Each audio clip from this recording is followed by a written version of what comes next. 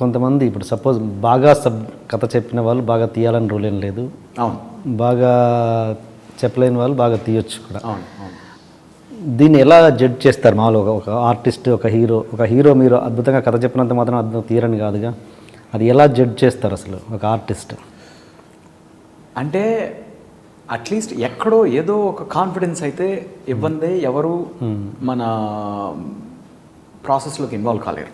I mean producer కావచ్చు, ఎవరైనా కావచ్చు, ఏదో విధంగా అంటే at the end of the day ఒక కథ చెప్తున్నాం. అది ఏదో ఒక ఐడియాలో హై ఉందా, ఒక క్యారెక్టర్లో హై ఉందా, లేకపోతే కథకున్న ఒక సోల్లో హై ఉందా. సో ఏదో ఒక మ్యాగ్నెటిక్ కనెక్షన్ కన్వే కావాలి. అది ఇమ్మెన్స్గా నెరేటివ్ టాలెంట్ ఉంటుంది కొంతమందికి. అప్పుడు సినిమాలు కూడా ఈక్వలీ రిస్కీగా ఉంటాయి. సో చాలా బ్యాడ్ నెరేటివ్ స్కిల్స్ ఉంటాయి.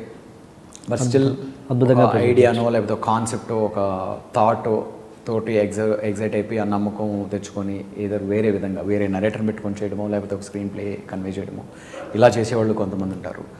సో అంటే ఒక పర్టికులర్ టూల్ అంటూ లేదండి నా ఉద్దేశంలో. ఏది సినిమాని ప్రాజెక్ట్ని సెట్ చేయడం దగ్గర నుంచి ఎగ్జిక్యూట్ చేసి దాన్ని రిలీజ్ చేయడం దగ్గర, ఎందుకంటే అన్ని వేరియబుల్స్ ఉన్నటువంటి ఒక ఫీల్డ్ ఇది.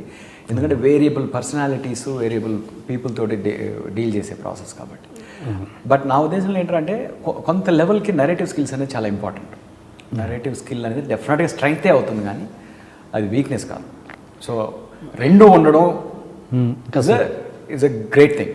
అంటే కష్టం అయ్యుండొచ్చు, బట్ విషయం ఏంటంటే రెండు ఉంటే ఇట్స్ ఎ గ్రేట్ థింగ్. ఎందుకంటే మనం అనుకున్న ఐడియాని, కథని అరెస్టింగ్గా నరేట్ చేయగలుగుతూ అట్ ద సేమ్ టైం అదే స్ట్రెంగ్త్ని, అదే దీన్ని పేపర్ మీద పెట్టుకొని ఎగ్జిక్యూషన్లో అదే స్ట్రగుల్ని మనం మెయింటైన్ చేసుకుంటూ ఆ ఫీల్ కన్వే చేయగలగడం అనేది ideal place to be. So దానికోసమే పోరాడాలి అనిపిస్తుంది నాకు. అంతే. అలా రెండు క్వాలిటీస్ సూపర్గా ఉన్న టెక్నీషియన్ తెలుగులో ఎవరున్నారు మీకు తెలిసి? నాకు తెలిసి అంటే నేను చాలా తక్కువ ఇంటరాక్ట్ చేశాను ఇండస్ట్రీలో జనాలతో. అంటే ఓన్లీ చిన్న ముఖ పరిచయం తప్ప. ఆ పరిచయం ఉన్న వ్యక్తులలో అంటే నేను వినలేదు కదా వాళ్ళ నరేషన్స్, వాళ్ళ నెరేటివ్ స్కిల్స్ ఎలా ఉంటాయి ఏంటి అని. అంటే బయట చుట్టుపక్కల వాళ్ళు చెప్పడం తప్ప ఆయన నరేషన్ ఇంత బాగుంటుంది, లేకపోతే నా నరేషన్ ఇంత బాగుంటుంది అలా పేర్లు వినే తప్ప, అంటే ఆ పేర్లు నేను బయట వాళ్ళు చెప్పిన ఒపీనియన్స్ని నేను ఎక్స్ప్రెస్ చేయడం కూడా తప్పు కదా అని.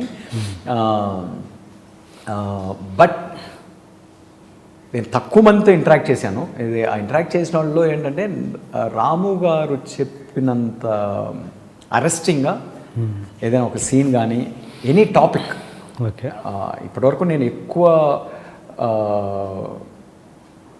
మధ్యలో ఇంటరప్ట్ చేయకుండా జస్ట్ నోరు మూసుకొని అక్కడ ఉంటే ఏదైనా మాట్లాడిని, అది ఫోన్ గురించి మాట్లాడుతున్నాడా, లేకపోతే పాలిటిక్స్ గురించి మాట్లాడుతున్నాడా, లేకపోతే దేని గురించి అయినా మాట్లాడుతుంది. Like I just want stay there, shut up and listen and I get absorbed. అంటే అబ్జార్బ్ చేసేస్తారు ఆయన. అది సినిమా సీక్వెన్స్ చెప్పిన నాకు, ఫర్ ఎగ్జాంపుల్ బెజవాడ ఆయన షూట్ చేస్తున్నప్పుడు కొన్ని ఎపిసోడ్స్ చెప్పారు. అంటే రియల్ లైఫ్లో ఆయన గ్యాదర్ చేసిన రీసెర్చ్ని బేస్ చేసుకొని చెప్పిన కొన్ని ఎపిసోడ్స్ ఏంటంటే అది ఆల్టుగెదర్ నన్ను ఇంకో ప్రపంచంలో తీసుకెళ్తున్నాయి. ఇమాజినేషన్, నా ఓన్ ఇమాజినేషన్లో ఇంకెక్కడికెక్కడో వెళ్తున్నాను నేను. బట్ ఆయన చెప్పిన ఆ స్ట్రోక్స్ ఉంటాయి కదా, లైక్ నెరేటివ్ స్ట్రోక్స్, ఒక సీన్ చెప్పినా, ఒక ఎపిసోడ్ చెప్పినా కూడా. సో అదైతే ఆయన దగ్గర ఎక్స్ట్రాడినరీగా ఇమ్మెన్స్గా ఉంది. సో అంటే అంతకన్నా బెటర్ నరేటర్ నేను ఫేస్ చేయాలి నా లిమిటెడ్ సర్కిల్లో.